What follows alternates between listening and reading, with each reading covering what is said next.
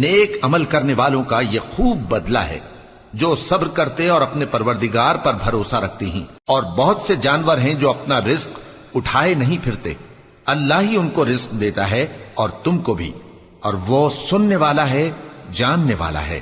اور اگر ان سے پوچھو کہ آسمانوں اور زمین کو کس نے پیدا کیا اور سورج اور چاند کو کس نے تمہارے زیر فرمان کیا، تو کہہ دیں گے اللہ نے۔ تو پھر یہ کہاں الٹے جا رہے ہیں؟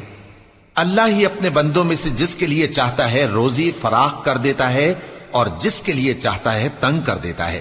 بے شک اللہ ہر چیز سے واقف ہے۔